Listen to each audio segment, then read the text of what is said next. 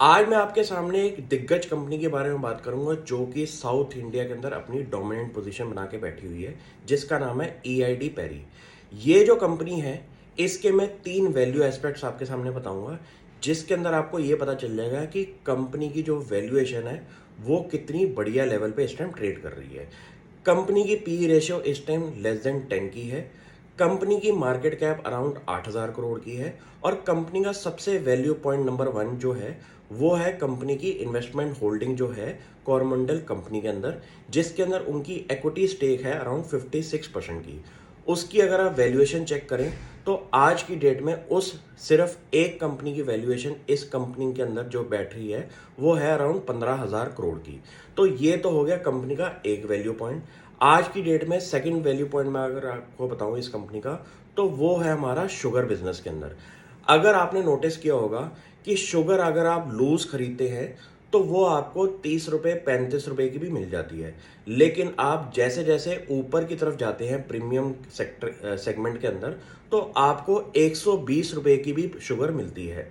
तो आज की डेट में अगर इंडिया के अंदर माइंडसेट लोगों का जो चेंज हो रहा है सुपीरियर हेल्थ प्रोडक्ट्स की तरफ, तो वहां पे कंपनी की जो ब्रांड वैल्यू है उन्होंने कैसे बनाया हुआ है अपने वैल्यू चेन के अंदर, कि उन्होंने हर 10 रुपए के अंदर अपना एक प्रोडक्ट निकाला हुआ है शुगर का। तो आप ये सोचिए कि आज की डेट में कंपनी के पास जितने भी शुगर के प्रोडक्ट्स हैं वो आपके हर वैल्यू चेन के सेगमेंट पे आते हैं और उनकी वैल्यू अराउंड 120 रुपये तक भी जाती है। तो आप ये सोचिए कि अगर लूज शुगर आप खरीद रहे हैं जो कि 30-35 रुपये की आ रही है, और कंपनी के पास जितने भी इंटरवल हर 10 रुपये के हैं वहां पे एक वैल्यू प्रोडक्ट है अपना कस्टमर्स को सर्व करने के लिए, कि जैसे जैसे लोगों की रिक्वायरमेंट है हेल्थ की तरफ जाने की, वैसे वैसे कंपनी के पास एक प्रोडक्ट है। ये तो हो गया कंपनी का ब्रांड वैल्यू वाला पार्ट, कि उन्होंने हर सेगमेंट के अंदर अपना प्रोडक्ट रखा हुआ है कस्टमर को सर्व करने के लिए। अब बात करते हैं कि इनकी सिग्निफिकेंस प्रेजेंस कितनी है। तो आज की डेट में कंपनी की 78,000 आउटलेट्स के अंदर प्रोडक्ट्स पहुंचाने की डिस्ट्रीब्यूशन स्ट्रेटजी है, जो कि वो बहुत बढ़िया कह सकते हैं कि पूरे पूरे साउथ इंडिया को अगर सर्व करना है तो ईआईडी पैरी जो है वो एक बहुत बड़ा ब्रांड है उस पूरे साउथ के एरिया के अंदर। तो ये तो हो गया सेकंड पॉइंट। अब बात करते हैं थर्ड पॉइंट की, जो कि सबसे इंपॉर्टेंट है। कि ये तो हो गया अभी जितने मैंने आपको पार्ट्स बताए थे वो तो थे B2C सेगमेंट के अंदर। अब मैं बताता हूँ B2B बिजनेस जो है वो है गवर्नमेंट के रिलेटेड, कि गवर्नमेंट ने जो एथनॉल पॉलिसी बनाई है उसका अफेक्ट शुगर कंपनीज को कैसे आएगा। तो आज की डेट में गवर्नमेंट ने सबसे पहले 10% करी थी ब्लेंडिंग अपने पेट्रोलियम प्रोडक्ट्स पे, फिर उन्होंने करा 15%। अब आज की डेट में गवर्नमेंट ने इनिशिएटिव लिया है कि 20% भी ब्लेंडिंग हम कर सकते हैं।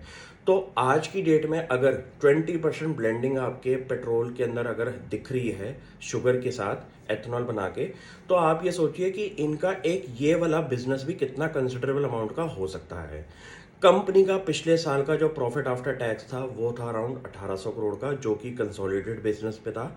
और मुझे लगता है कि ऐसे सेक्टर के अंदर जहां पे कंपनी का पूरा वैल्यू चेन जो है वो B2B बिजनेस के अंदर भी है, B2G बिजनेस के अंदर भी है और B2C बिजनेस के अंदर भी है, तो मुझे लगता है कि ऐसा सेक्टर पकड़ना और उसके अंदर लीडरशिप वाली कंपनीज को अगर आप पकड़ लें तो क्या बढ़िया बात होगी।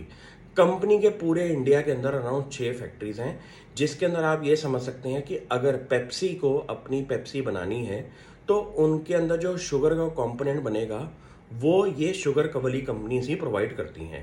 तो इस बिजनेस के अगर आप इकोसिस्टम को समझे और पूरे शुगर इंडस्ट्री पे अगर आप बुलिश हैं तो उसमें से आपको लीडरशिप वाली कंपनीज पकड़नी पड़ेंगी। क्योंकि लीडरशिप वाली कंपनीज की अगर मैं बात करूं जैसे इस कंपनी की, तो अगर इस कंपनी की मार्केट कैप 8,000 करोड़ की है और कंपनी के पास सिर्फ एक इन्वेस्टमेंट होल्डिंग की अगर मैं बात करूं कोरमंडल की, तो उसकी वैल्यू ही इस टाइम 15,000 करोड़ की आ रही है। तो आपको इतना पता चल गया कि ये जो कंपनी है इसके अंदर एक होल्डिंग कंपनी का भी डिस्काउंट आ रहा है और कंपनी का अपना स्टैंड अलोन बिजनेस भी है जो कि शुगर सेक्टर के अंदर बहुत बढ़िया परफॉर्म कर रहा है। ऐसे कंपनीज को आइडेंटिफाई करने में काफ़ी देर लगती है और आपको खोद खोद के ऐसी कंपनीज आइडेंटिफाई करनी है जहां पे आपका वैल्यूएशन का पार्ट भी सही रहे और आपको एक अच्छी एंट्री का मौका भी मिल जाए। Thank you.